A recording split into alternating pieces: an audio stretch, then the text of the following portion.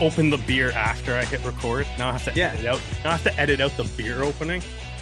Guys, I also only have one beer left in the house, so this is going to be enjoyed slowly. Yeah, no, it's already like almost done. Cheers to that. Oh, at least it's an Arrows beer. That's nice. Yeah, no, I got. Mine's pretty cool. It's a Pete's beer. Ooh, Bob Cajun is where. Oh, like a. I was yeah, weekend. you guys were up there. Yeah. Yeah. Great little town. Right. Anyway, let's actually get on with it. I should just make this the intro to the podcast at this point. Fun cold open talking about beer. Hello, everyone, and welcome to another episode of the Rouge Rugby podcast. My name is Dan Murphy, and with me always is Derek Brissett and Stu Hardy. Gentlemen, it's the end of probably one of the busiest times in the rugby calendar in the last, few years since, maybe the World Cup. Olympics finished. British and Irish Lions finished. MLR season finished. Kind of the dust is settled. We've got the rugby championship, but I want to take the time to kind of look back at this MLR 2021 season and kind of look back at really what it was, because it was a great success, but it was also kind of a weird season in many different facets. It was a lot of fun to watch some of this rugby. I don't know if you guys have a contradictive opinion about that. If you do, then that's very hot take, but no, I'm not going to come on the rugby podcast and be like, oh man, all that rugby that we got to watch this year, that was terrible. Looked yeah, after a year of you only forgot 5 games. You forgot so many things in that intro too. You missed the Olympics. I said the Olympics. Did you say the Olympics? Oh, yeah. I'm not even paying attention. All right, rough. You're not paying attention. That's your fault. It's on you. Hey, you know what? That makes up for you guys opening a beers after I press record and have to edit that out of the intro now. So now we're even. I think someone's upset they don't have a beer with them. I think someone's upset. But I mean, if you look at everything that's especially outside of rugby, the year that's been this year, the fact that we've had the Olympics, the Lions Tour, MLR is a testament to everyone working behind the scenes, all the logistics, all the testing that has to take place. And, it's very easy to ignore that when you're sitting down for like 80 to 90 minutes of rugby. So to everyone who's been involved with any form of rugby over this past season, wherever you are in the world, thank you very much that we've been able to have the sport that we love. Well, that was the big stat too that everyone's throwing around at the end of the season, the 99-0, right? From an MLR perspective, as a new league, coming out of a pandemic, being able to put on every single game. No games got canceled. One game got rescheduled, and that was in week 1. And, and so many people did basically whatever it took to make that happen, especially, the Toronto Arrows relocating for the entire season to Atlanta, just to kind of make the MLR season happen. So, and it was, and like you guys also kind of touched on too, 2020, 2021 has been kind of a rough year for a lot of people. And I think, from the MLR standpoint, I think it gave a lot of people something to look forward to on the weekends, right? So it was an unreal season, so I'm kind of excited to look back on it. We get to dive into some awards. Yeah, for sure. Into our own awards, as we're going to hijack everything that the MLR did for our own personal gain and content. Before we get into that, Stu, you were at the Arrows welcome back, brouhaha, thank you fans party last night. How was that? That was interesting. It's so I've been that's a glowing review there, Stu. No, in the sense of it's the same thing of going to any event where there's a limited capacity because of COVID. So you don't have like the big launch events that were in 2020 and 2019 with as many fans as possible in a certain space. There were a handful of players there. There was their partners as well. Really nice. We had a short speech from Bill Webb. One thing that is another positive, another testament to the Arrows, is that there were 0 COVID cases within the team while they were down in Atlanta. And amazing. That's fantastic to hear. And There was a little bit of news given, nothing confirmed, so I won't speak about it until it is, hopefully. And yeah, it was just good to, well, it's as close as you can get to having rugby in Toronto again. At least you got the rugby players in Toronto again. Baby steps. But it gets me excited for next season in 2022, and then I have to remind myself that that's at least like 5 to 6 months away. But 6 months, like. Yeah. I remember January like it was nothing. I remember the beginning of the season like it was nothing. Like, holy moly, like 2021 is blown by. Like, it's wild. It's big change of pace from the speed that 2020 passed us by at. Yeah. God, that first April of 2020 was like, it felt like a year. In a month. Yeah. That was like the first full month of like the lockdown. Brutal. All right, guys. Well, let's quickly go over kind of the MLR awards because we're going to be shifting our kind of standards off of them. So, in terms of Canadian talent, with the first 15 All-Star team, we had from the Arrows, Lucas Rumball and Ben Lessard featured, and then DTH Van der Merwe from LA, all earning their spots on the All-Star team. I don't think any of us can argue about where they are. That is a pretty, like, they all had incredible seasons. I mean, like I was looking up for our own purposes for the show, DTH's stats this year. Like, the fact that he had 18 line breaks, 7 turnovers as a wing. He had over 1,100 meters carried. 15 offloads, kicked for over 200 meters. Like, the guy had an incredible season at his age. Like, Rugby Canada is weeping in their beds that he's done because he had such an incredible season this year. So happy to see him on there. I mean, we don't even need to get into Derek. I'm sure later on we'll talk about Lucas Rumball's stats. This whole thing. This is the Lucas Rumball. I'm actually going to be putting a timer on you just so that way we don't spend that much time talking about Lucas Rumball. Yeah. And again, Ben Lessard as well. Talking about Lucas Rumball, man, like, it's because like I'm sure we can make a super cut of you talking about Lucas Rumball, and it could be its own like podcast. Oh, I'm sorry for talking about the best player in the league during the season. Sorry. All right. So on the second All-Star team, we've got Tommy Dellavega. Incredible season for him as well. And then the honorable mentions was, why would they not just call him the third? Yeah, I didn't. If it's an honorable mentions, you've got a full team, just call them the thirds. Yeah, well, that's essentially what it is. It's anyways, there was there's nothing wrong with doing a third team All-Star too. It's just call it the third team. I don't get why it's honorable mention. I would have got like honorable mention to me would have made sense if it was like a couple guys. If it was like 10 guys, no, all random positions, just be like, hey, we just want to point out that these 10 guys were super close to getting on the team. But yeah, it's weird. Just call it the third team All-Star. I mean, that's kind of how I feel like I want to refer to them as anyways. It's the third team.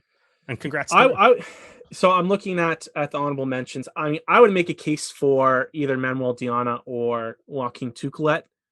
I mean, at the 8 position, they've got Cam Dolan, kind of a different, plays the 8 in a different way. So, you can definitely make arguments on who had a better season. And then Bowden Waka was the 15 in the honorable mentions, who had a pretty good season as well. It's kind of hard. Like, his value is so much higher because he's the kicker for New England. So, do you include him there? That's a toughie. So, yeah, I think when you're looking at 8 and stuff, like Conradi, Dom, Dolan, and Diana are the 4 best 8s in the league. And then at that point, like, you're just disputing order. So they went with Conradi, Dom, Dolan. And I'm like, that's like, I'm not I'm not too upset about that. I think Diana would be, to me, Diana would be in the conversation. You could probably argue if you wanted to make the argument, especially like just his ball carrying ability alone. You can maybe make an argument for it. But I mean, Jason Dahm did that extremely well too, right? Like it's not like I mean, I know we're the Arrows podcast, so we're gonna vouch for some Arrows guys, obviously, to be included. But like I don't know, that one didn't really bother me. Even like you said, like what big thing that Waka does too is he contributes off his boot and like the kicking game and stuff.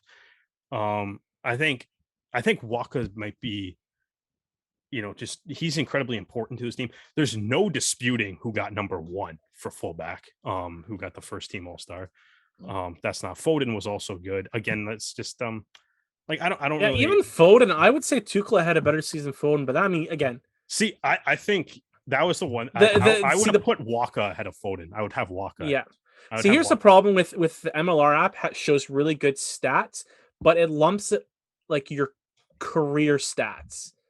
It doesn't show you single seasons. So the thing with Ben Foden is if I wanted to compare his stats to Joaquin Tuchel, it would show his 2.5 seasons and not just this year. I'll pull it up for you. So anyways, it was while you're doing that, we'll move on and then you can kind of chime in later there, Derek. Forward of the year, Johan Momsen. Again, you can make an argument for Rumball, but I mean, Momsen was a monster. I'll make an argument for Rumball later. But you said it takes too long for me to do it, so yeah. So that's fair play. Back of the year, Billy Meeks. We second best back of the year. Yeah.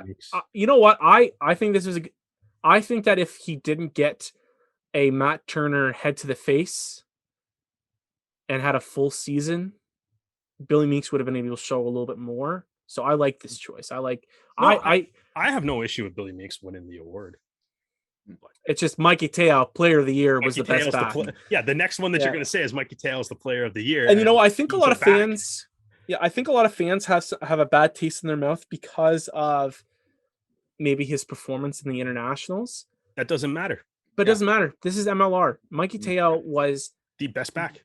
The straw that stirred. Like when I think of MVP, I don't even just think about the statistical prowess. I think about the leadership and how much if I pluck the player out of their team, how much of an impact is that going to make?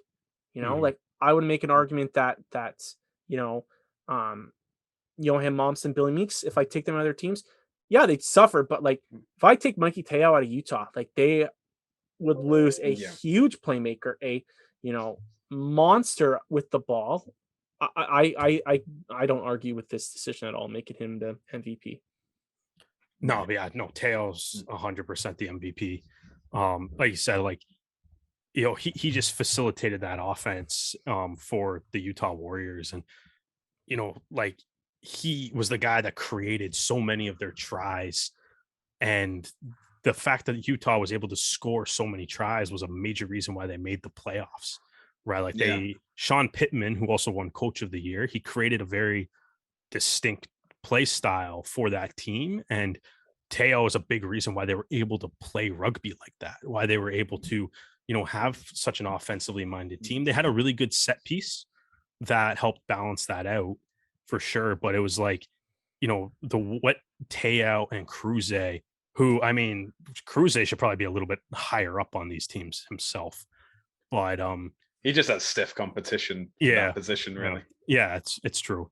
But yeah, what those two guys were able to do from an attack standpoint was mind-boggling a lot of the times this year. And Te'o just did everything, man. And it's I saw on Reddit, there was people that were upset that Te'o got it in the first 15.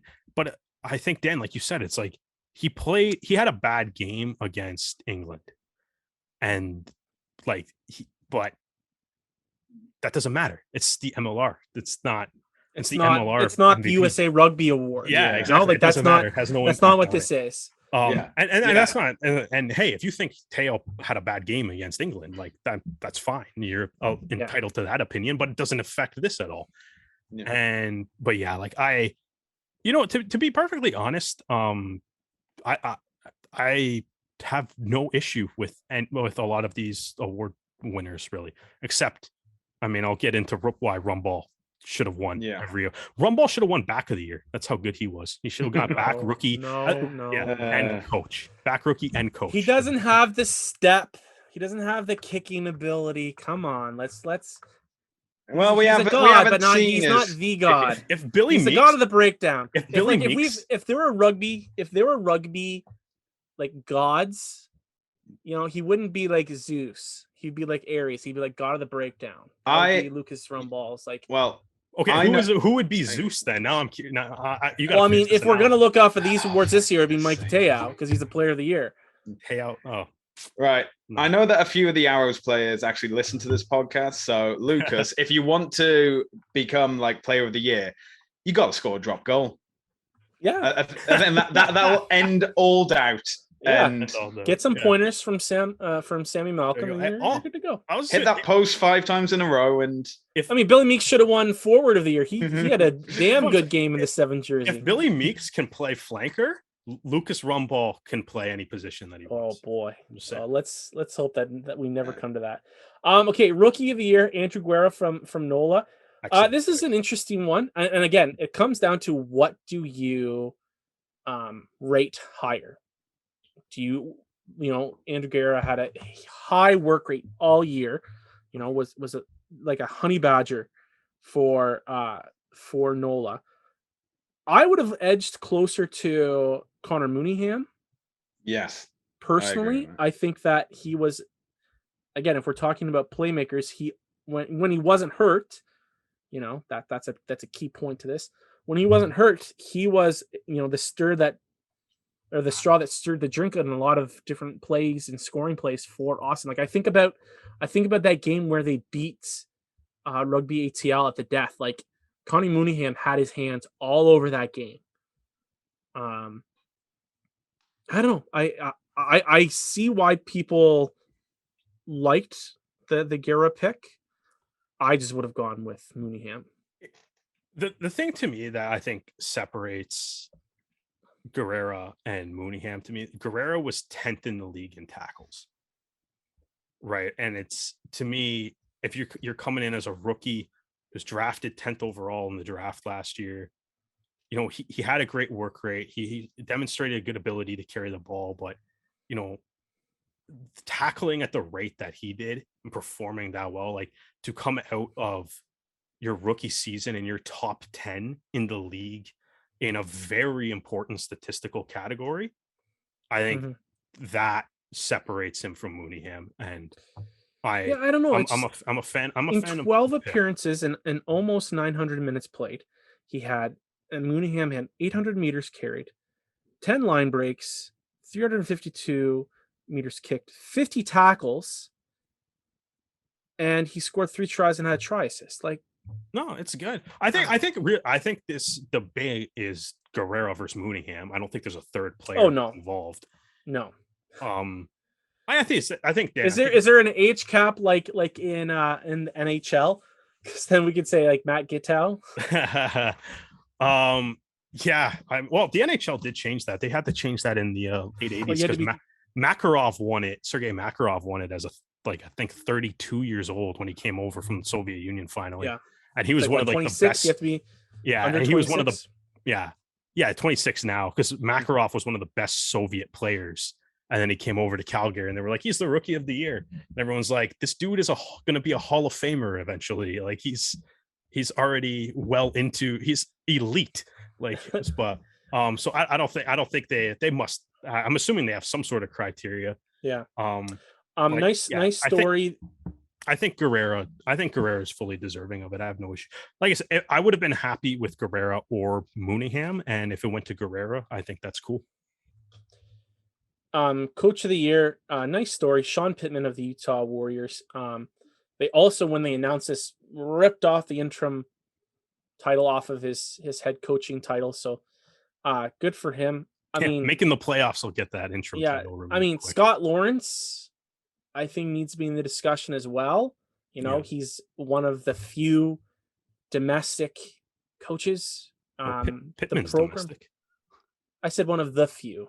Oh, like I that's not my only point. You know, he's a capped U.S. Eagle himself. The program that he's built with Rugby HCL, making it to the final, you know, doing it without. I would say I don't think that they really have like a star player like Mikey Te'o or, you know. They do have the forward of the year. Yeah. Is Johan Momsen not a star offensive player? I'm always going to be offensively minded when I think about this. Anyways, I would possibly go with Scott Lawrence, but I also see why Sean Pittman's a great choice. Stu, I'll let you chime in on something here. No, I've got to agree, especially the whole how Pittman was the acting coach. He is now the head coach for Utah. And I mean, if you look at Utah's record prior to the season, like we were saying, they just didn't have the ability to string victories together. This has been the first year in which they've got back-to-back victories during the season. Unfortunately, at the expense of the Arrows for the first one, but you know, we were tanking on purpose to get like the better choices for the draft. That is what I'll say for now. But you know, it's credit where it's due. Whatever has been going on behind the scenes at Utah, it's obviously worked to get them into like the playoff position. Mm-hmm. And for up until I think it was like the 75th minute, it looked like they were going to make the final. And then, of course, my man Ryan James put an end to those hopes and dreams. But ultimately, Ryan James is, I would say he's up there for Rookie of the Year. It's not. Yeah, it's not technically a rookie. Yeah. Oh, I guess he played like a couple. Yeah. Like two. Just because he's 21. Yeah, it's easy to think that he played for Colorado. That's fair. Yeah. Well, that team doesn't exist, and therefore that record is expunged from the annals. People were making that argument with like the Thrashers. They're like, they don't exist anymore. Wipe the slate. All the records for the Jets end. Yeah. With the Thrashers dying. So there's people that will make that argument, Stu. Well, the difference though is the Thrashers moved, right? Like they moved somewhere. Like they still exist. Colorado doesn't exist. Semantics. They're gone. They don't exist in the city anymore. They're a different team.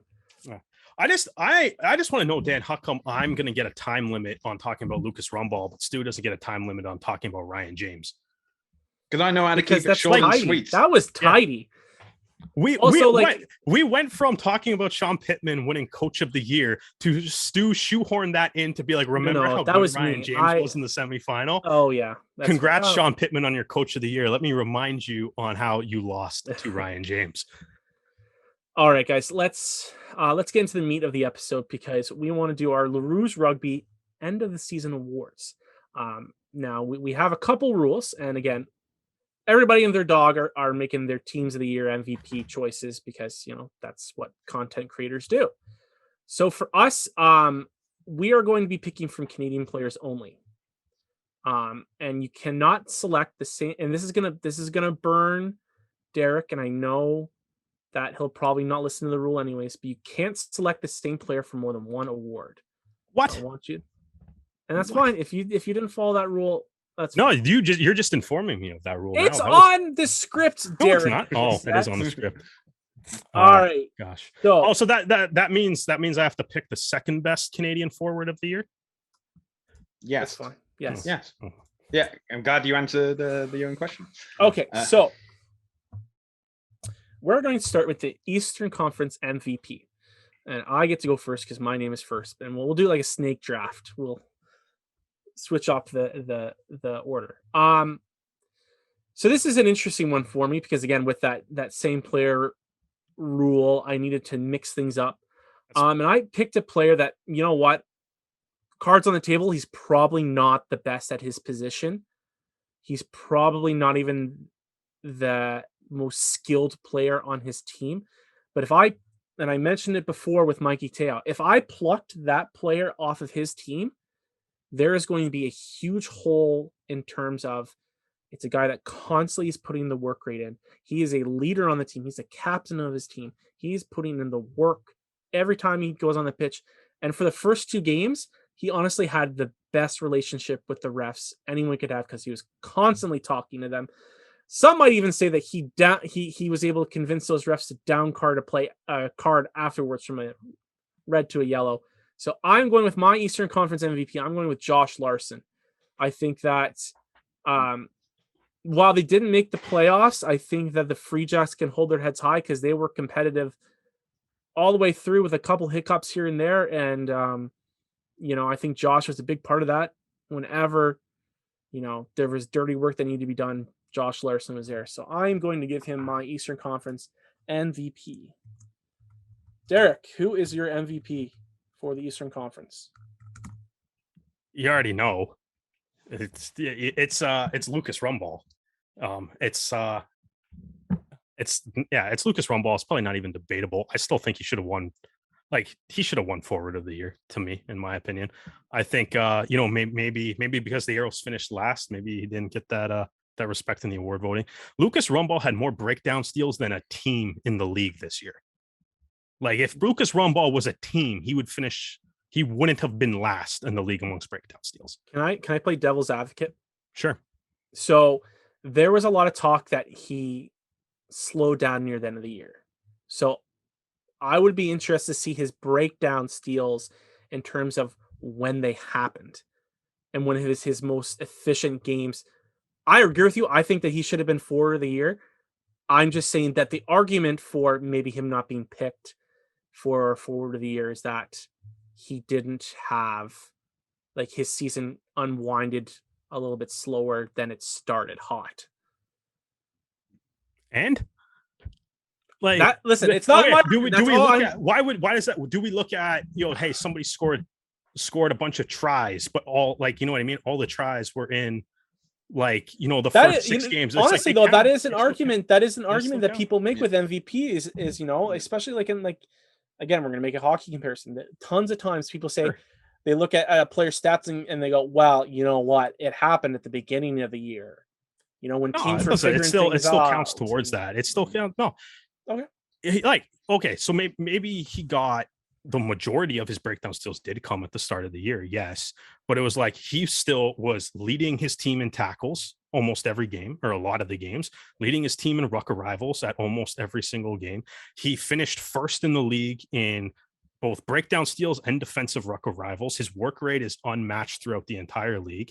If he didn't get the number of steals, awesome. So let's say he slowed down halfway through the year. Let's give everybody 8 games to catch him, right? Only, I think, Conradi came within half of Rumball. Like, no one's even close to him, right? That would be like saying, like, if you took, like, saying, like, a hockey player scored like 70 goals and your argument was, well, he only got like 10 in the last 25 games, right? But the next highest guy in the league only has 30 goals. It's like, it's monumental difference in that stat.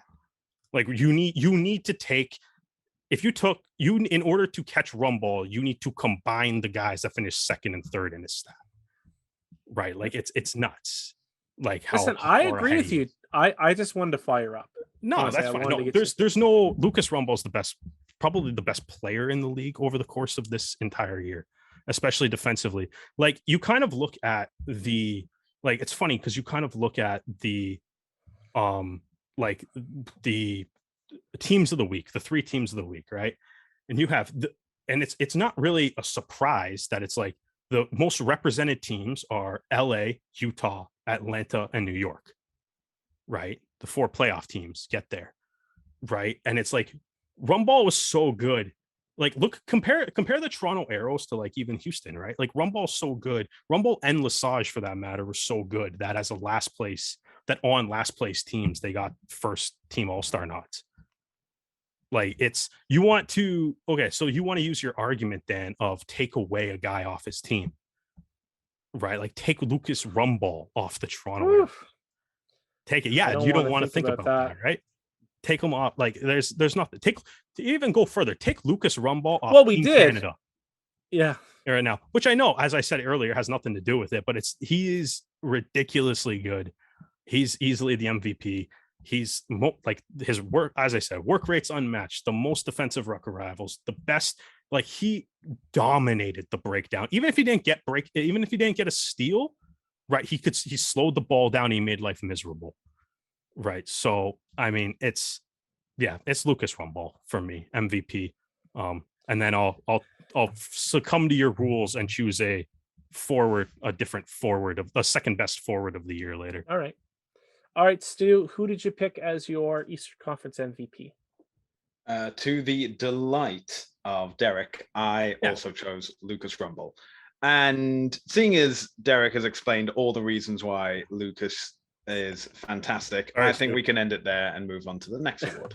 All right, well, according to the rules of the snake draft, you are up next now, Stu, with your Western Conference MVP. So I think we obviously have the arrows, so we're pretty spoiled for choice of, who's the best Canadian players. But when you look out west, it's slim pickings, to say the least. But this has the player that I've chosen, the championship winning team, made a big impact from time to time. However, I say that the purpose of being an MVP is if you were to take them out, there would be a noticeable difference. Now, that's obviously very difficult with a championship winning team that includes, a long list of Australian national players that have played in like Euros and Champions Cup and things like that. But this guy did incredibly well throughout the year. So much so that he even earned a call up to play for Canada. So my Western MVP is Corey Thomas. Who also had like an incredible game against the Arrows. Yes. Like, his game against the Arrows was incredibly well. I think Thomas, I thought did incredibly well this year. I mean, I thought he kind of showed that he played, in the back row, and he played in the second row too. And, he was another guy he was incredible for LA in their breakdown, and he was a vital key part of their success. Snake draft. So I'm next here, Dan.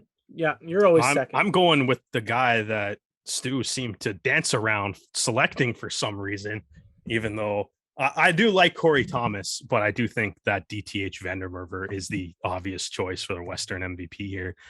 And, he had 10 tries in the regular season. He added a huge try in the MLR final as well. I think the big thing to me that separates like DTH, as you said, Dan, I think you said earlier, he had a lot of he had his fair share of like breakdown steals and stuff. And I think the one thing that really just, it kind of shows like the things that, because obviously DTH is an elite player. He was the leading like try scorer in the Pro 14 for over the course of an entire decade. And, he had a lot of success over in Europe. He's been Canada's best player since he, first put on the jersey. And I think it was like this season, I think really kind of showed like why he is that. Cause it's like, there's a lot to being a winger that's more than just being able to finish tries, which DTH does at an exceptional rate and at an exceptionally high level. But I think like the thing that does separate him to me is just the stuff that he's willing to do off the ball, constantly, looking for work in the middle of the field, getting involved in the breakdown, knowing when to kind of come off his wing to help out in defense. And obviously, if a team is silly enough to attack DTH's wing, the tackling ability to kind of shut that down. And, I think, looking at the all MLR first team, I think like seeing DTH at 11 is a no brainer to me. And for Western MVP, it's got to be, it was fun before the season being like, all right, like let's see what he's going to look like in in MLR. He said he was going to retire from Rugby Canada and like, so tail end of the career, but man, he looked unreal. It was amazing to watch DTH play this year. Yeah, I kind of looked around and I looked at Seattle, and you kind of wish that Travis Larson had a little bit more time in Seattle. Oh man, if we were doing the MVP of the last 3 weeks, Travis Larson. So Travis Larson had a really strong season. I wish that Justice Sears-Duru didn't have all his injuries that he kind of picked up, middle of the season, because you look at if we were looking at Rugby Canada Players of the Year, or at least Forwards of the Year, Sears-Duru played really well in those European Test matches, and he's got like over 50 caps, and the guy's not even I'm pretty sure he's not 25 yet. Like, that's insane. So I kind of thought about that. But at the end of the day, I mean, you can't ignore what DTH did this year. I mean, I compared him to Bjorn Basson, who was the closest statistically to him in terms of tries and in just the same position. I mean, he had 4 more turnovers in the season. He had more carrying meters. They shared they shared the same amount of line breaks, but he had more offloads, more meters kicked, and more tackles. Like, DTH was just an animal. So I got to go DTH as well. I can't really argue anywhere else. Okay, so back of the year. So the argument for me when it comes to the back of the year is there's really I have a question. Can we divide up DTH's hairstyles as different players? No, to you select cannot. No. Okay. When it comes to back of the year, this is a tricky one because I really think it's a 2-horse race. I mean, ended up going with Ben Lessard because I think that he just had such a strong all-around season. The amount of line breaks he had, the tackling, he's been sought out. In the shortened 2020 season, he was part of the center pairing that was one of the best defensively. But this year, he really shone as a offensive leader for the Arrows, making things happening, being kind of that other distributor within the Arrows back line. And when they were on fire, when that back line clicked, it was mostly because of Ben Lessard and some of the things he was able to do. And then he leaves the team and he goes and he plays incredibly well for Canada.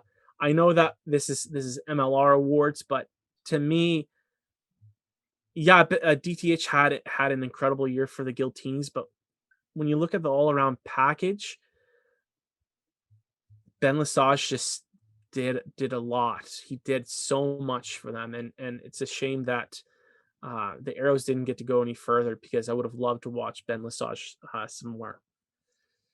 Derek, I gotta say I wholeheartedly agree. To be honest, I was probably going to pick. I thought this debate of the back of the year for a Canadian is to me it's clearly between Ben Lessard and DTH Vandenberger, and since you guys I kind of instituted I wasn't really sure who I was going to pick, and I was going to kind of listen to both of you talk, but then you dropped this rule on me that I can't pick the same player twice. So the decision is made for itself because DTH is clearly the Western Conference MVP, which makes Ben Lessard clearly the back of the year.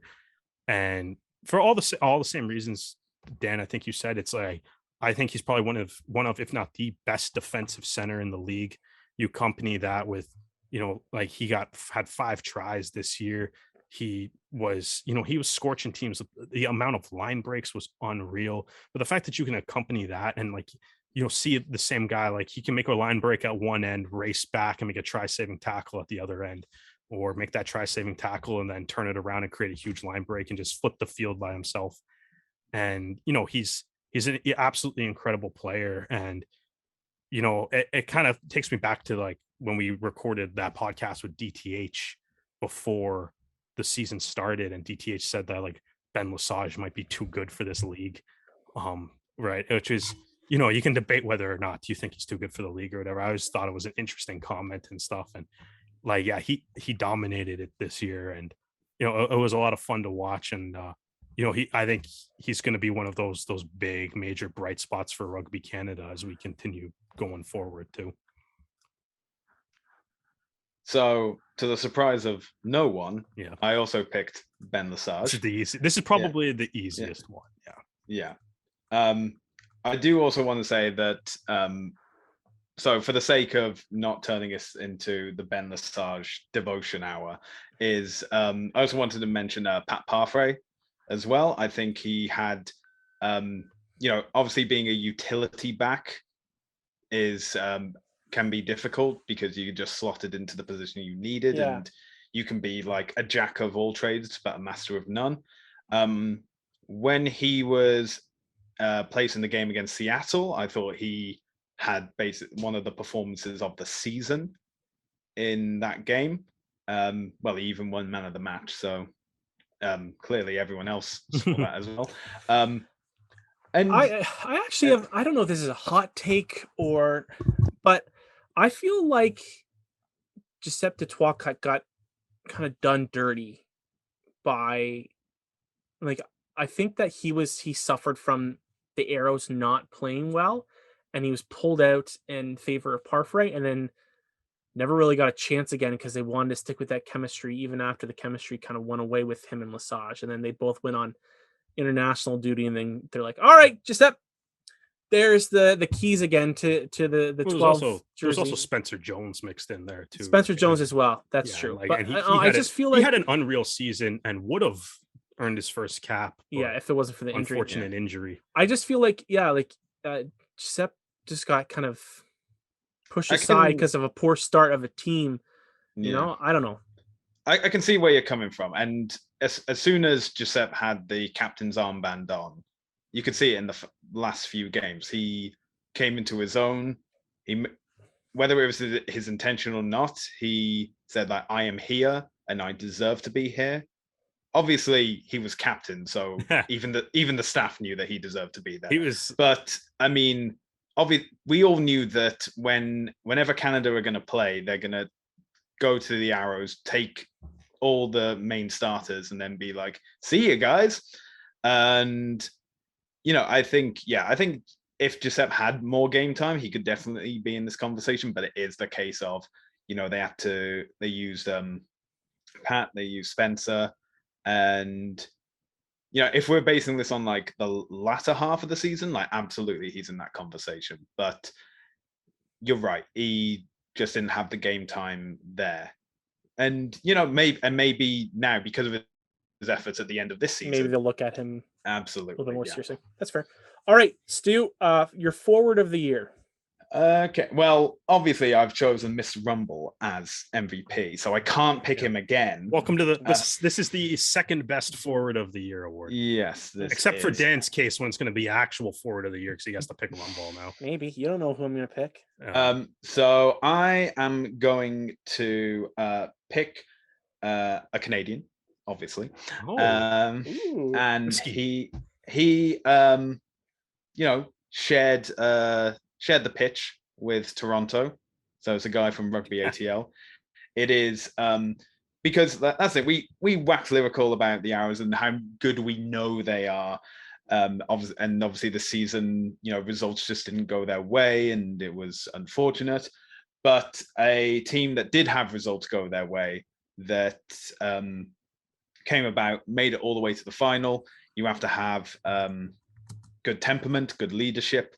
And so my pick for forward of the year, or to be more exact, second best forward of the year, is Captain Canuck, Mr. Matt Heaton. Listen, Stu, I don't know why you're giving me attitude because you're the one who wrote this script and put this rule into play. So you know what? Don't give me attitude because you're the one who made this rule. I know. I made this rule, and I'm glad I made this rule because then we don't just have Lucas Rumball as back of the year. Yeah, exactly. We got to spread the love. All right, Derek, who are you picking for forward of the year?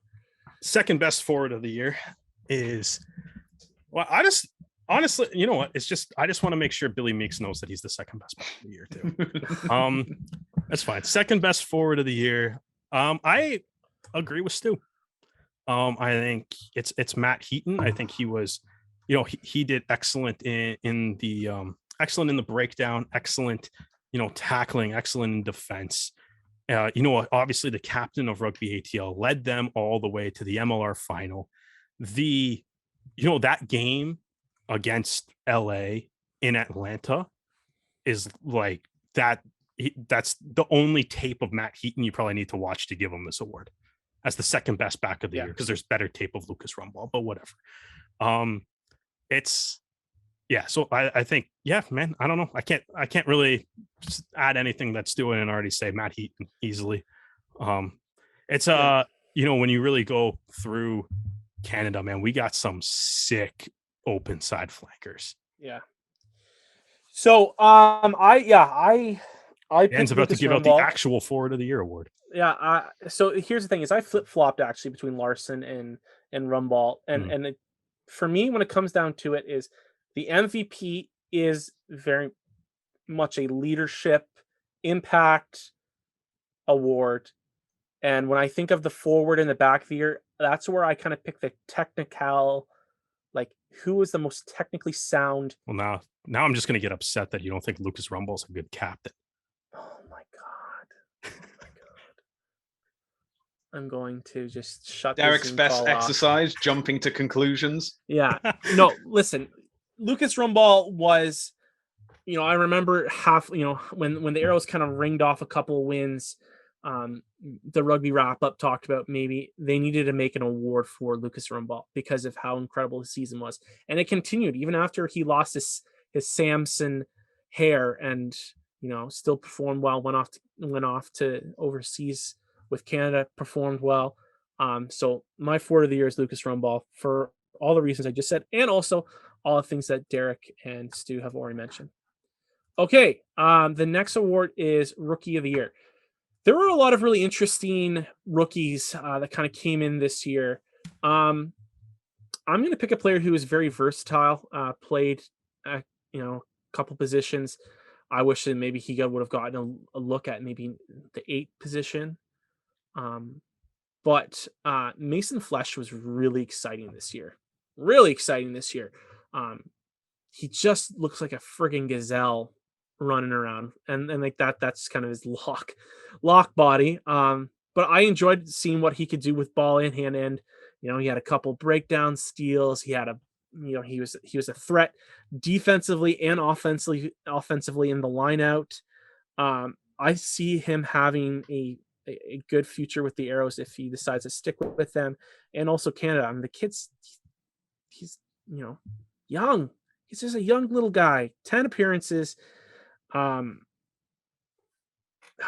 I can't say much more about Mason Flesch. I really enjoyed what I saw from him this year. And I'd like to see more. I wanted to see him play number 8 near the end of the season just to see what the Arrows got from him. But Derek, who did you have as your Rookie of the Year? I'm curious to see what Stu says first. All right. No, shut up.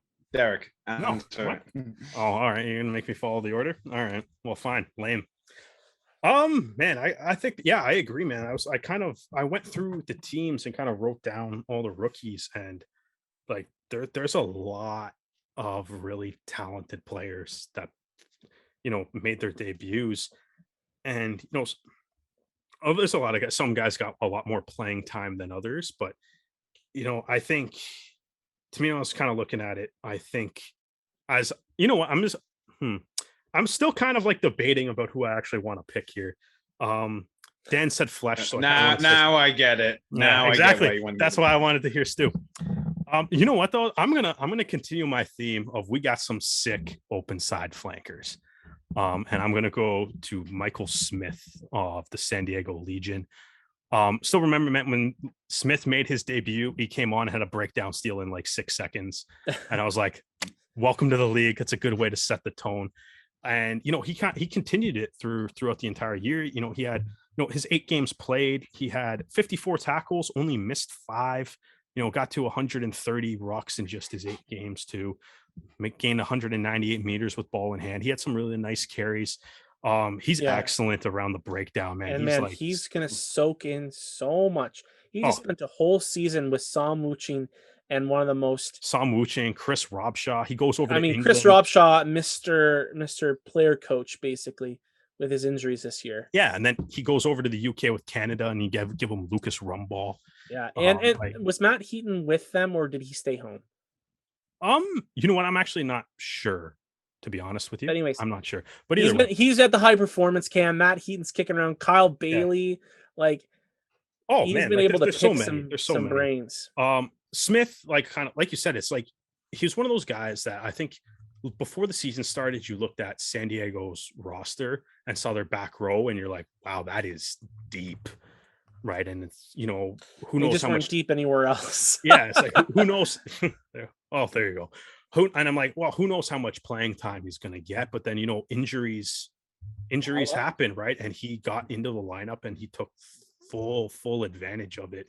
I think he did officially win too. He actually won San Diego's Rookie of the Year award, like the award that San Diego gives out themselves. So congrats to him on that.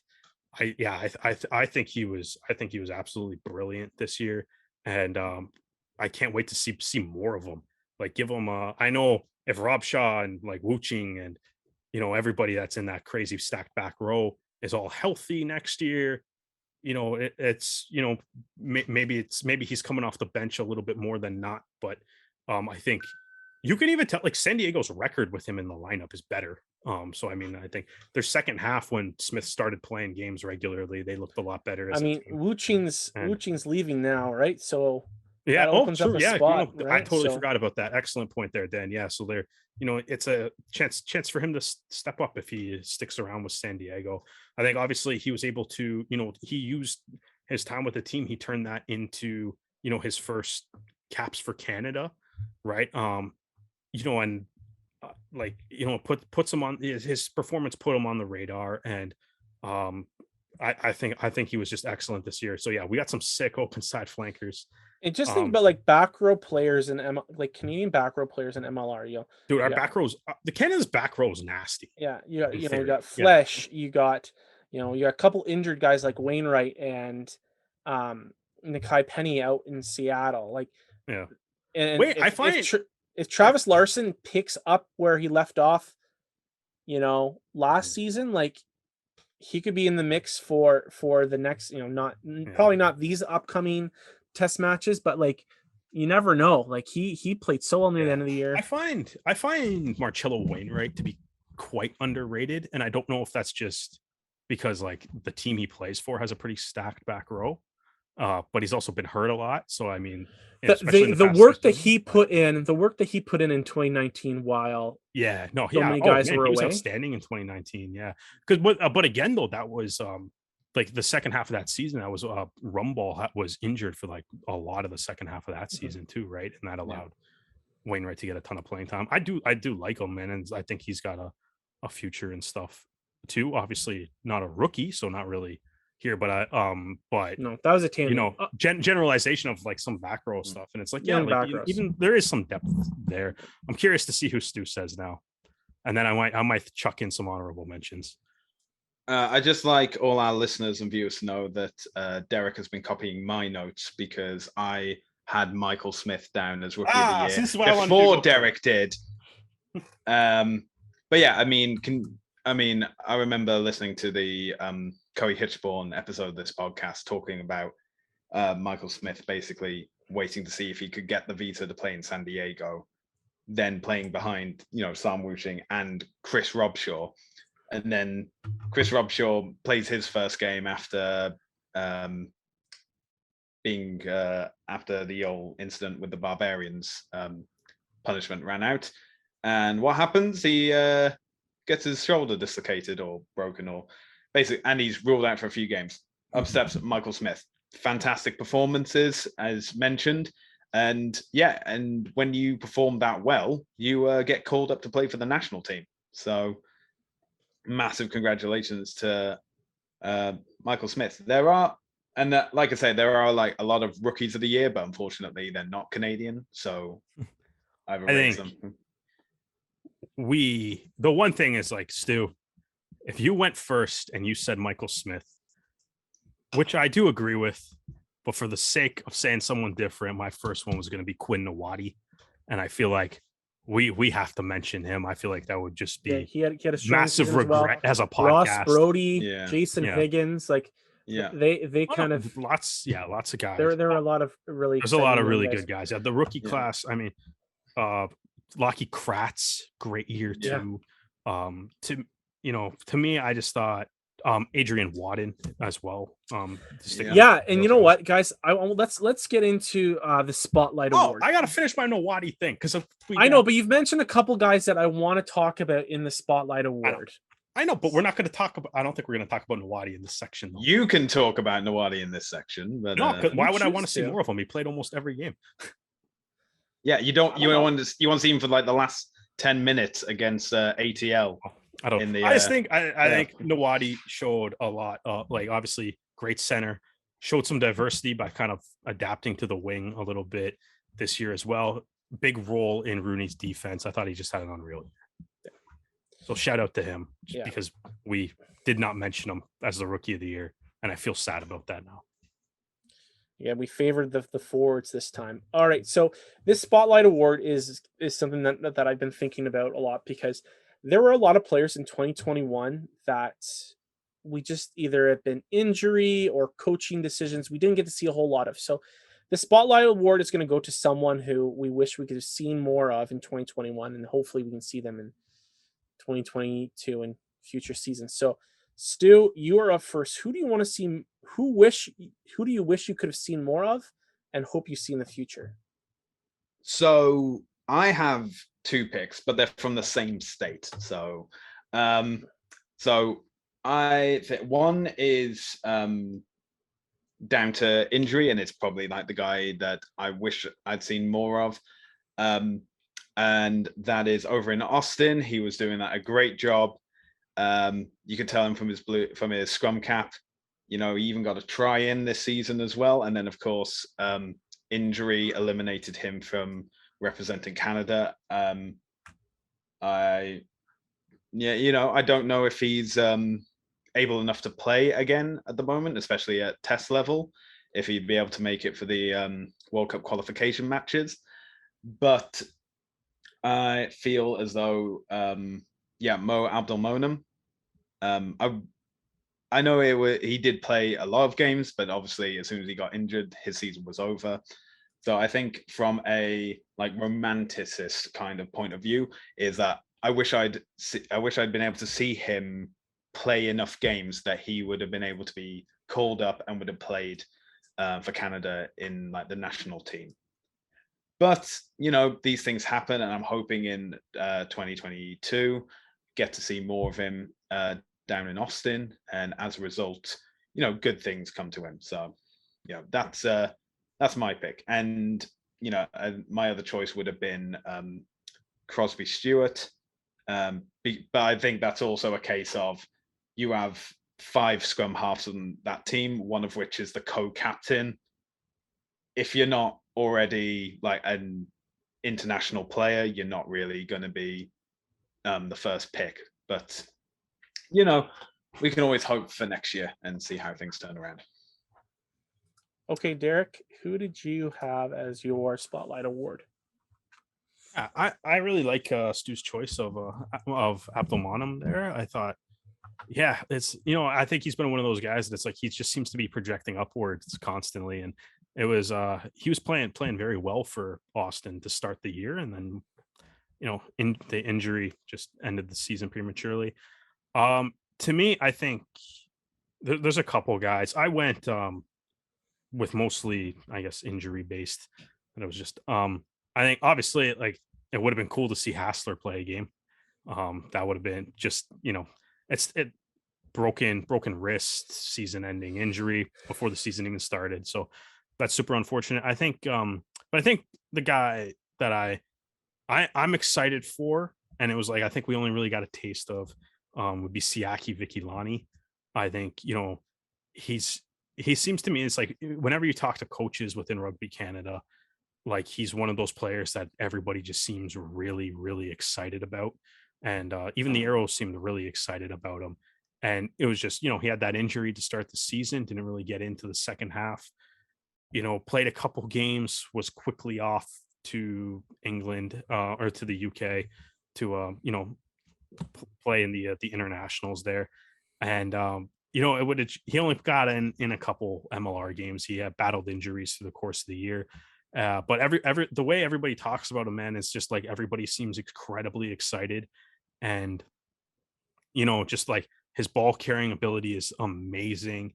He's good at the breakdown, good. But I think that ball carrying ability is going to be something that apparently he just offloads like nothing you've ever seen. So I'm still excited for that, and I'm looking forward to watching that this year, or at the the World Cup qualifiers, if he makes that squad, if he's healthy enough to make that squad again.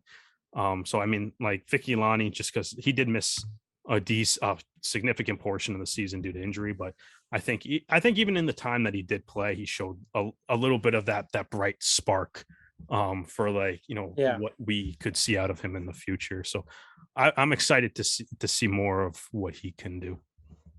We've talked about on this show about player management and how Rugby Canada has kind of mismanaged how players are used and how they decided to use them. And I think that they really did a disservice to Vicky Lonnie. And it's a really weird thing to say, that I think that they made the wrong choice by calling him up or having him, be a part of the camp. But I think that he would have, developmentally wise, done better. And this is a hindsight thing, because I know that they were short on 8s, but Corey Thomas played pretty well at 8 for LA in 2 playoff games. Like, he played very well. I just think that Vicky Lonnie might have served himself personally better playing 8 for the Arrows for the two extra games that he would have had at the MLR level. Like, how many games did he get into before he was shipped off with Rugby Canada? 2, 3? I think just 2, yeah. Just 2. That's 2 matches where he made a lot of young, nervous mistakes. And I just feel like that was who knows? And again, this is a maybe he goes into those qualifier matches and I eat crow and he's fine. I just feel like when we talk about player management and how it's Rugby Canada has lacked in that, maybe sometimes not going up to the national team and having to play against Wales and Aaron Wainwright from Wales, and then have to go play who was the 8-man for Dombrand. Have to go play against Alex Dombrand of England. I just felt like it just didn't serve him developmentally. I think as we talked about with the squad, it was like there wasn't a whole lot of 8 options for Canada, so it ended up being Vicky Lonnie. But I think what you're kind of touching at there is like that's exactly why I want to see more of him, though. So he got in the 2 MLR games, and then it looked like he's coming off an injury playing his first pro game. So I mean, you take what you can there, and then he went over to England and played against 2 extremely talented 8-men over there too, right? Well, like Wainwright's a perfect example. He was a flanker, and I don't know how many test matches he's played as an 8 for Wales. I know that they're trying to convert him. There are a ton of examples of flankers that have converted to 8-man, and I don't know why, with the plethora of loose forwards that Canada has, they couldn't pick a more experienced player. I don't know. And I get, you don't have Derek, you specifically don't have the answers. Do you want to go revisit all the episodes where we're like, Rugby Canada? I don't. Okay. My Spotlight Award is I almost want to just hang it over Houston as a team, because they had a lot of Canadians that I wish I could have seen more of. You got Liam Murray and Nick Hildebrand barely starting, barely playing. And they played a lot more in the second half of the season. In the second half of the season, for sure. But like, I just wish I got to see more, especially if Hildebrand. I mean, Murray got to go up with Canada. Hildebrand was kind of just like left alone in Houston. It looked like he was which one? The Rose, is that the girl from Titanic? Yes, yeah. Rose is the girl. From Liam Murray is Jack, and Nick, unfortunately, is Rose, being left on the sinking I guess it was the door. You do realize Rose is the one that survived. No, I know. Titanic, right? I think I'm trying to mix up my analogies. Which one dies by staying with Houston or survives? Because Rose is on the door. Maybe in this situation, then Nick is Jack because he had to stay. I feel like you just need to go rewatch the Titanic before you make this analogy. That's okay. That's not on my to-do list. But anyways, another guy on that team, honestly, I would, and this is a weird thing because he actually started a lot of games, but like Robbie Povey, I want to see more of him as an actual 10 or an actual 15 because their situation with Sean Windsor playing at 12, he was the fly half. Like they weren't messing anybody up. This wasn't an Owen Farrell situation with, George Ford. They knew that most of the plays were it was going to be a pass from Povey to Windsor, and Windsor was going to make the play, or he was first receiver. Like poor Robbie Povey did not get to play a natural position. They should have just put him at 12. That would have made way more sense because that's basically how they played him. So I want to see Robbie Povey kind of go into more of a natural either 15 or 10, depending on how they want to play with him. If he's back with Houston, who knows what's going to happen there. So you're giving this award to every Canadian on the Houston SaberCats. Well, you know what? Yeah, sure. I'll give it to the Houston. All right, SaberCats. so just type in Houston. No, Nick Houston Hilton-Brand. In all seriousness, I think Hilton-Brand has got a lot of really strong talent near the end of the year. He had some strong games. Yeah. I want to see more of them. Lucas Albornoz had a pretty good season for them too, and he turned that into a Canada appearance at the end of the year too. Yeah. All right, guys. So we are going to do our match of the year. So this one, we're kind of breaking the rules of Canadian players only because really, at the end of the day, it's whatever match you want to have. And, it's funny. Derek and I kind of did this a few weeks ago. We kind of talked about what we thought was our match of the year. Are you sticking with it, though? No, actually. I've decided to change it because I think this is more of a personal choice. Just for reference, if you didn't listen to that episode, we're talking about the LA Atlanta game in LA. The regular season one. The regular season one. I think this is a more personal choice because the matches between these two teams have always been really interesting. It's almost kind of one team always kind of throttles or has a strong game against the other. Mm-hmm. And in this case, it went the Toronto Arrows way. I think my match of the year was the Toronto Arrows versus the Seattle Seawolves. Arguably the Arrows' best game of the season. It was already kind of mentioned with Pat Parfray, definitely his best game of the season.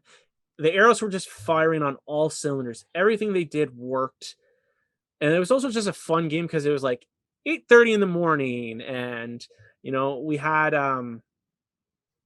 had just a wacky kind of game. There's so many clips from the referee making so many chirps and Cole Keith trying to avoid any penalty possible.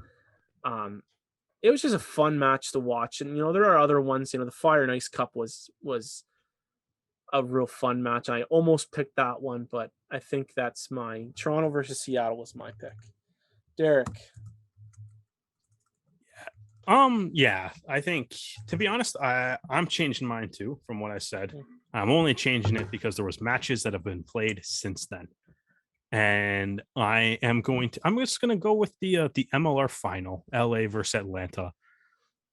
And, I think obviously in the past couple of weeks and stuff, we've talked about the actual game itself, obviously, which was an entertaining game. But I think the thing that kind of sets this apart to me, I think, was just the spectacle of it all. Being at the Coliseum, kind of seeing people I guess the presentation around the game, I think, is almost in a way like the most professional the league has ever looked, in a way of just the production and everything of the game.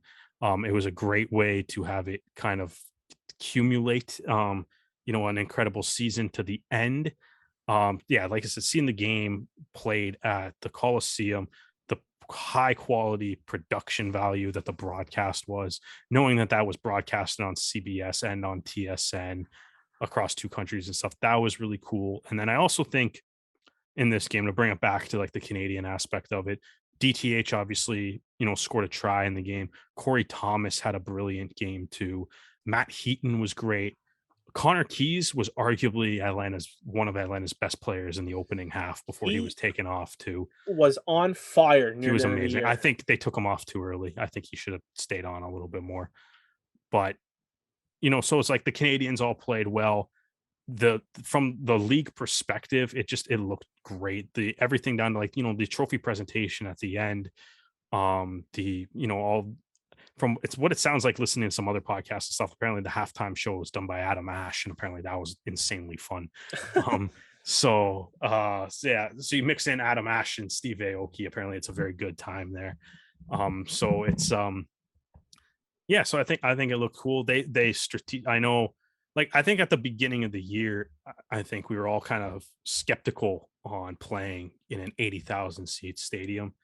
And I mean, it's still obviously they had 7,500 people there, so it's obviously nowhere near full, but they managed to make it look good on TV, which I think counts for something. And it's an insanely, at the end of the day, it's a really cool venue to be playing rugby in. So it's so funny that one of the highest attended matches in MLR history looks like it barely made a dent in the stadium, because it did barely make a dent. I know which is still I suppose that is still a criticism of it, if it's worth it to play it in that arena. But I think for that being the MLR final and the game that you're showing on national TV and stuff, the LA Coliseum, the things that they can do with the camera angles, the broadcast angles, where the commentary team can be, the production that can surround that, just the way the stadium's set up. It's even for things like TMO, which I mean, I've had my opinions on. I don't necessarily think it should be used in the playoffs if it's not used in the regular season, but it's a stadium like that is definitely helpful if you're going to move to having TMO all the time. And yeah, I don't know, the spectacle of it all, not so much. I think I think there was maybe better actual games if you isolated just the rugby element of it. But the all-encompassing event, I think I got to give it to the MLR final. Okay. Stu, what was your match of the year? So I'm going to say that Toronto versus Seattle, obviously Pat Parfray's highlight of the season, but the Arrows' second best game, and I'd say the best game, is New York versus Toronto. The match just succeeding it, because I've always said this, that when it's a blowout game, it's okay if it's your team that's on the winning end of that blowout, but on the other side, maybe not so much. And but for Rooney versus Toronto, it wasn't as clear cut. It wasn't a case of scoring 30 plus points, conceding a try, and then scoring another 15 to 20 points to finish out. It was carefully calculated. It was, we got to see Montero do what he does best, which is run in for tries, which, never going to be upset about seeing those. And it just seemed, and I think you could say that, okay, Seattle obviously didn't have the best season. They finished, so Heaton finished bottom of the standing, and then it was Seattle, and then by a distance it was Toronto. So you could say that Seattle, not the team they were from 2018 or 2019, but New York, on the other hand, they're the team that made the Eastern Conference final.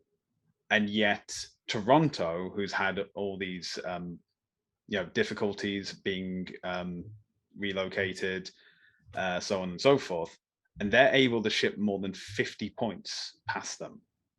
So that was the indication, and it should be the indication to every team in MLR, that if you think that you can judge the Arrows by this season, this is the game to prove you wrong. This is the game to say, this will happen to you if you don't take us seriously.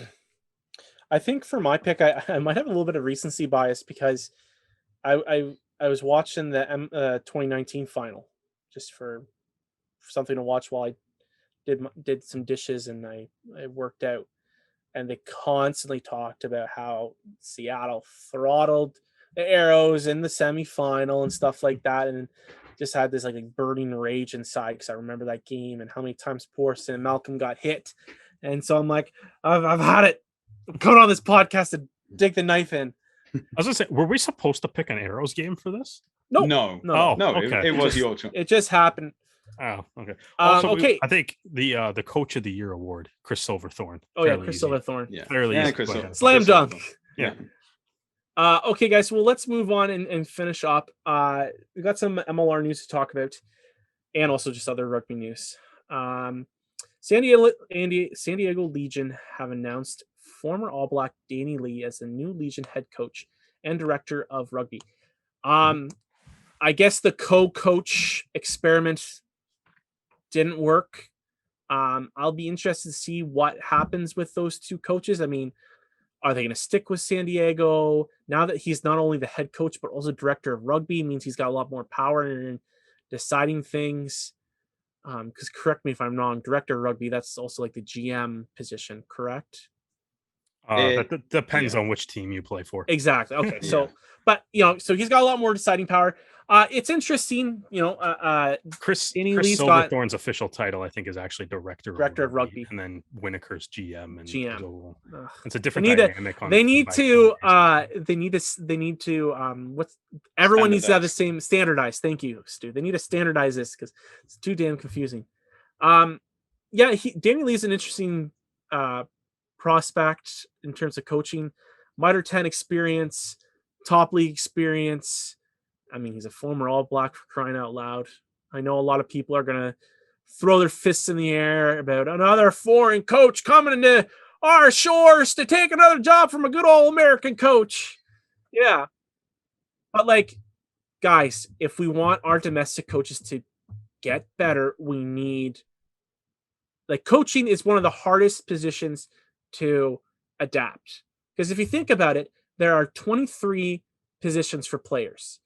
In terms of a head coach, there's one.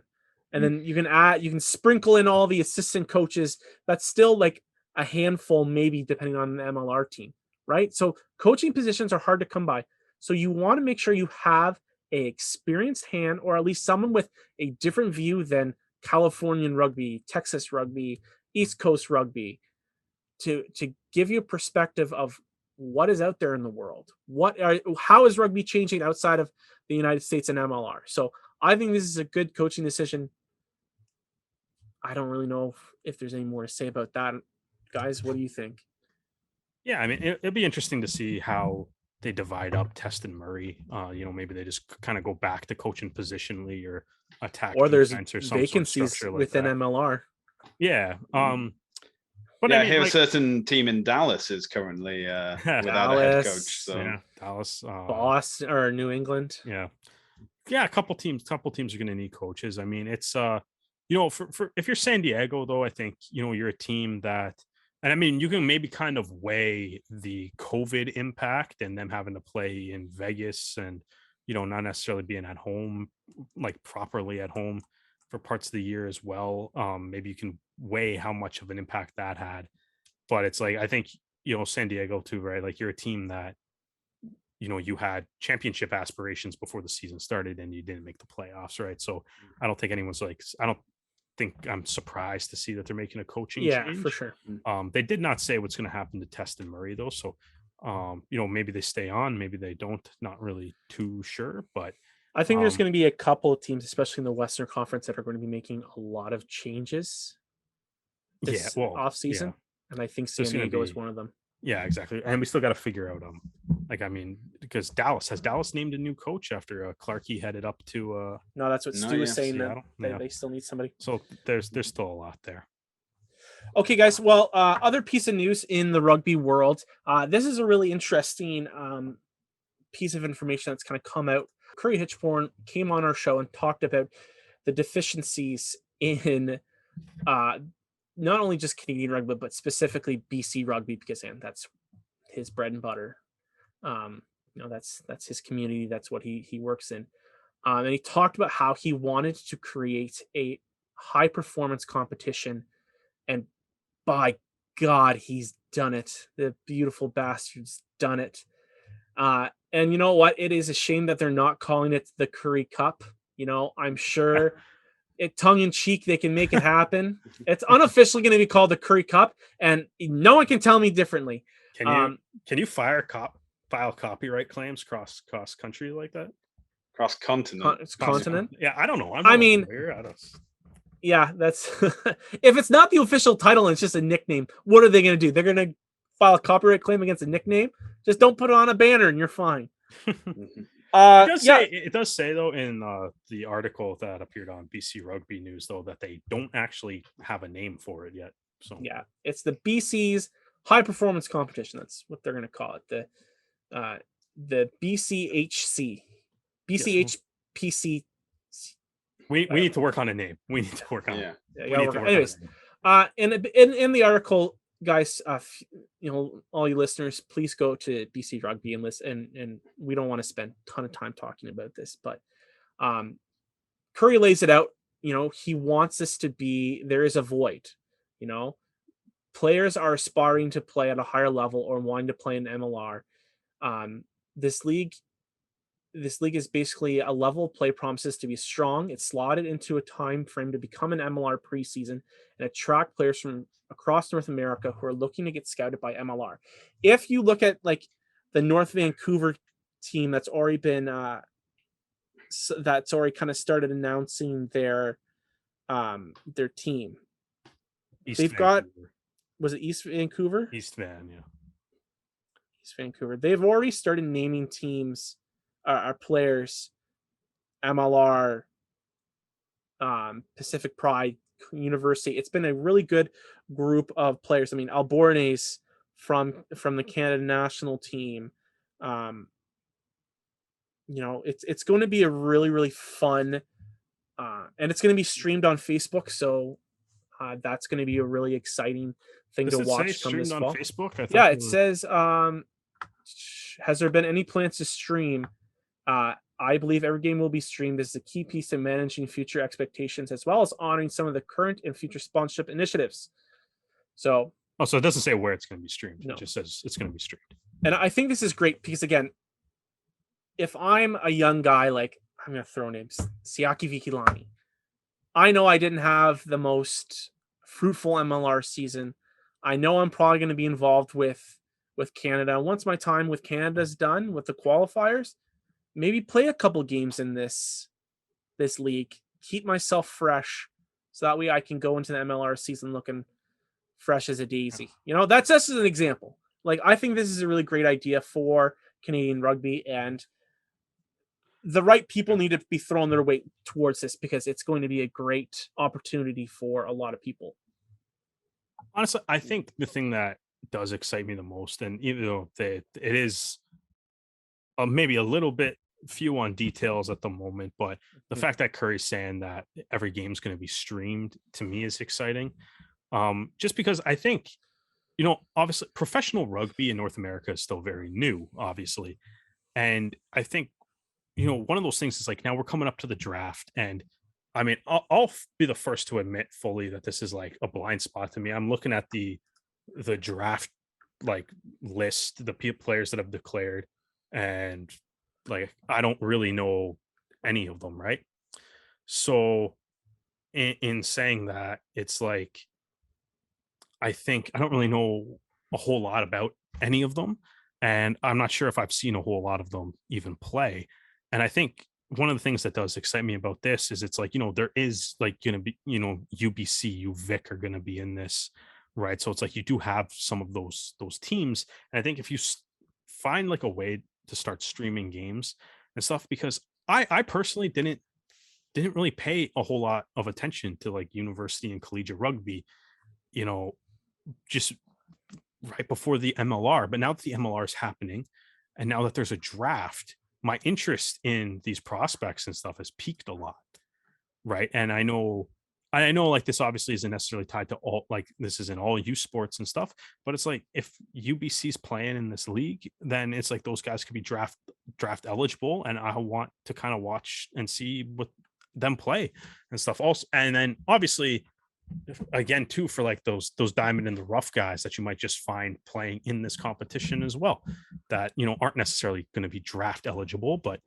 I think that's a big positive, right? Because I think that's going to be something that, you look at the NHL, the NFL, Major League Baseball and stuff, their NBA, their draft coverage is a big deal, right? Like there's people that have full media careers just based on covering the draft and the prospects that are going to be and possibly being selected, right? So I think giving people more of an opportunity to see those players, I think, is a good thing.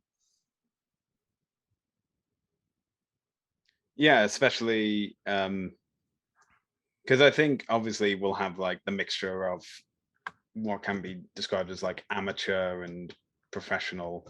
So it can be a semi-pro competition. It's even listed in the article about they don't want to be seen as, conflicting with the BC rugby schedule. They also view it.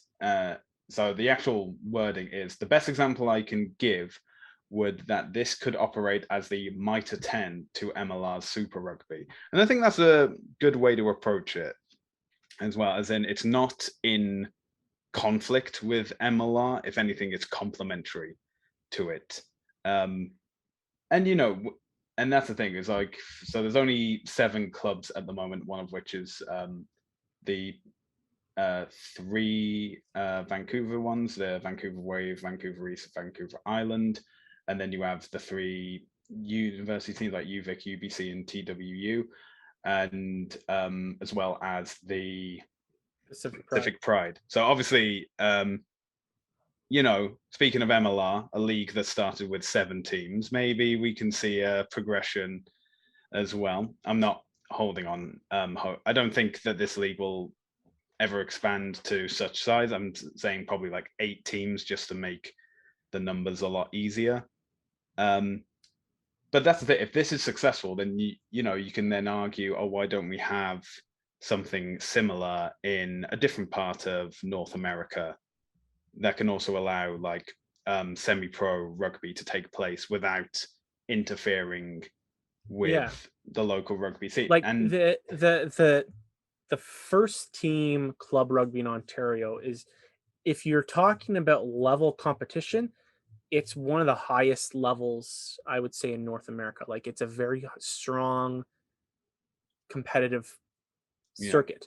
That being said, it's still pay to play. So if something like this can happen out west, with all the marketing opportunities that Ontario and Toronto has to offer, this could be a really interesting let's see if seismic movement for rugby in Canada. So I wish the first season of the Curry Cup, I don't care what its official name will be, it'll be that to me. And South Africa Rugby Union, we'll see you in court. And I'm excited. We'll use those lawyers that they threatened the Lions with. The New York lawyers. We have our New York lawyers. All right. All right. Well, okay, we've got one more piece of news before we kind of end off the show, guys. And it's also coming from BC Rugby. Lisa Cooper, who looks like she's a regular opinion piece writer for BC Rugby. I saw somewhere someone saying that she was also a former Sevens player. I've scoured the internet as much as I was willing to, and didn't find a whole lot of information about her. But anyways, she wrote an opinion piece, and I'm glad that they made the point of calling this an opinion piece about, and that the title is all truly equal in the fight for equality in Rugby Canada? Draw your conclusions carefully. And essentially, she lays out a argument that John Tate was defamed in silence, and others within Rugby Canada community could not speak out publicly in his support amid a climate of fear of losing their own positions or being called out as guilty by association.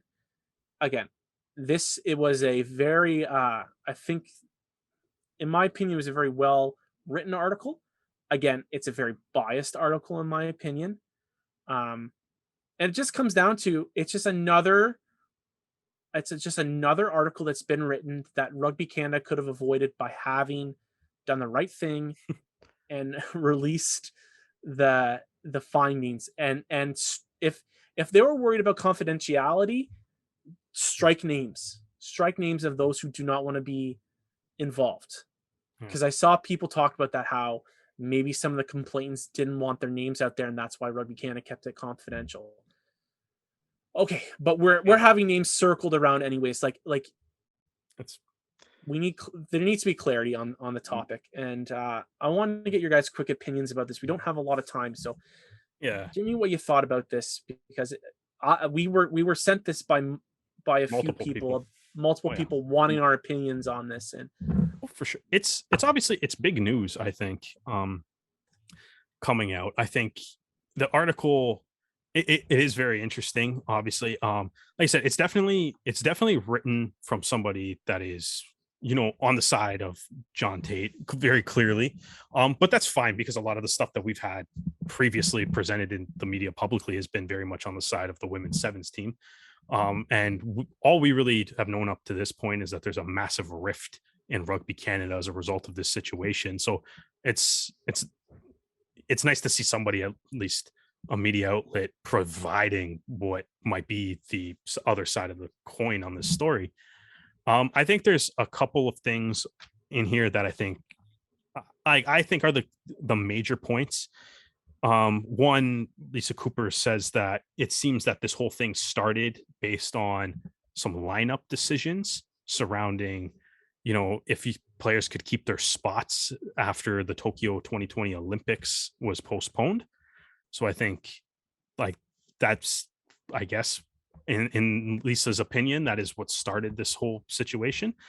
And then I think the other one that is very interesting that she does say is that the 37 names, the 37, like, you know, she makes a point of calling them statements, because, you know, Lisa Cooper's now is claiming that not all of those 37 names were actually filing complaints against John Tate, which is a big key piece of information, I think. And I do find it interesting that at the end of her piece, she does highlight that Alan Vanson quote of, you know, feel free to draw your own conclusions. I agree with you, Dan. I think I do appreciate that BC Rugby News called this an opinion piece, and not necessarily, like, you know, peer-reviewed scientific research article. But, you know, so I think though too, because it's like I said, it's like all we've known is that something has happened between John Tate and the women's sevens team, and it's caused a major rift that is ripping Rugby Canada apart as an organization. And this is the first media outlet that has put something out that attempts to, in their point of view, I guess, explain the you know, Tate side of this story. And like I said, I would just, in all honesty, I would just encourage everybody to go read it. She also includes I didn't bother to read through it because I saw that it was like 70 pages of legal document, but she does include the like the two different versions of the Rugby Canada policy that has been updated. So she draws some, you know, so she lends her thoughts to what she thinks on that. I should probably read the actual policy before making any further comment on it, so I'm not going to. But I think I would encourage everybody to go and read it. You know, if you read it and disagree with what is said, then so be it. If you read it and you do agree with it, then, you know, that's fine too. But I think I totally agree with you, Dan. It's like, it's getting to the point where it's like, these articles are going to come out.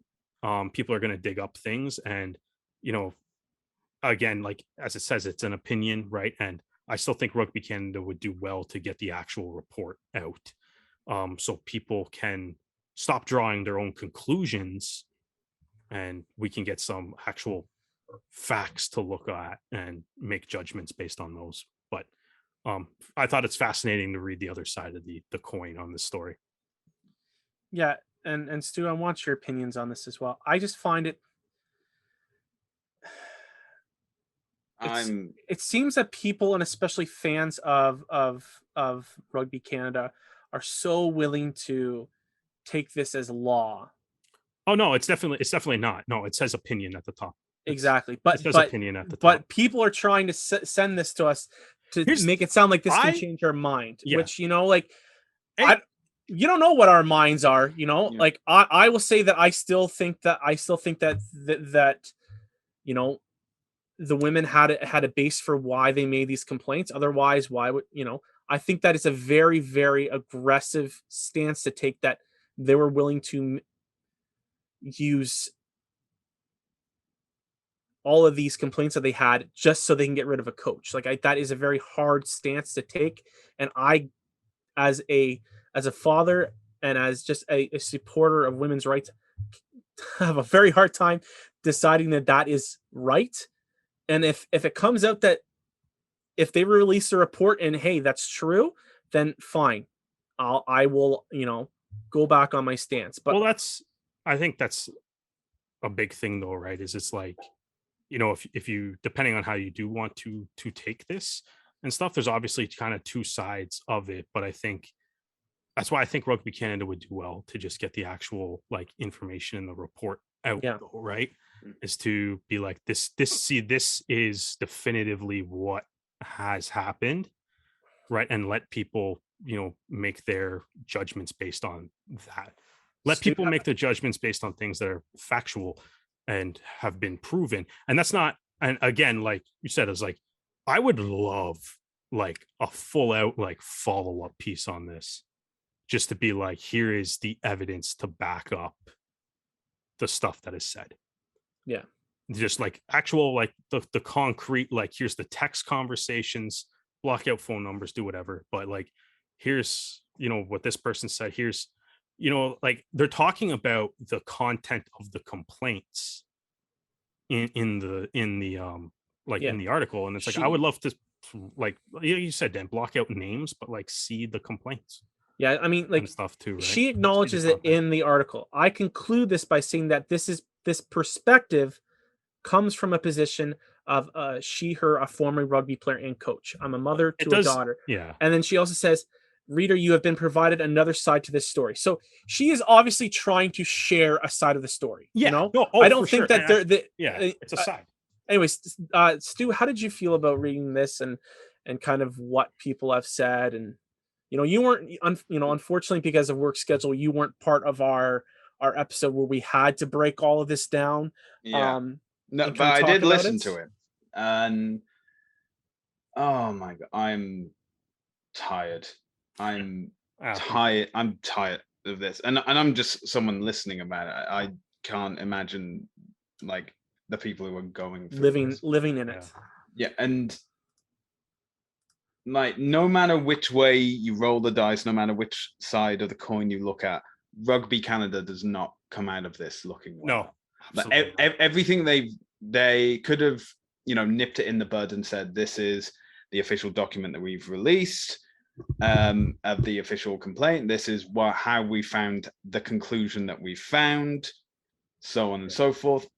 And this is like this is it. This is a very articulate opinion piece, and its intended purpose is to convince you that this is the truth, but it's not. It's an opinion. It's a bias. It's formed around the opinion of supporting one party over another, and in the end, and you can say that, oh well, look how they did at the Olympics, therefore it's justified this opinion. And people who are like, I'm looking at like the comments. Anyone who is offering the comment section on that article. Don't do it. I'm not going to read out the comments. I'm just saying that the section that anytime someone says, now hang on, this is an opinion piece, you can't call your opinions facts, is getting downvoted into oblivion.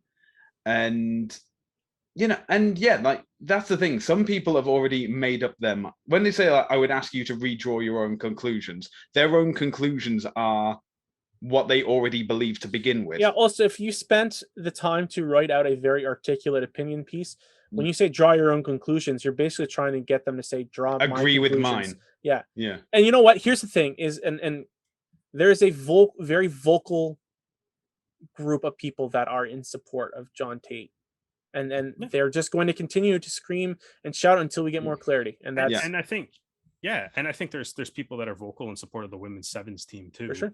And it's just I think what it is, it's like you have the people that are supporting the women's sevens team, and then you have the people that are supporting John Tate, and they're using like, you know, the sides, and it's like any other tribalism, issue, right? It's tribalism at its finest. Like it's like, yeah, it's like you're reading the information that you want to, like, it does, like, if you want to, you know, you read like the CBC articles, the stuff that Rugby Canada themselves are putting out, it's very heavily favors the women's sevens team.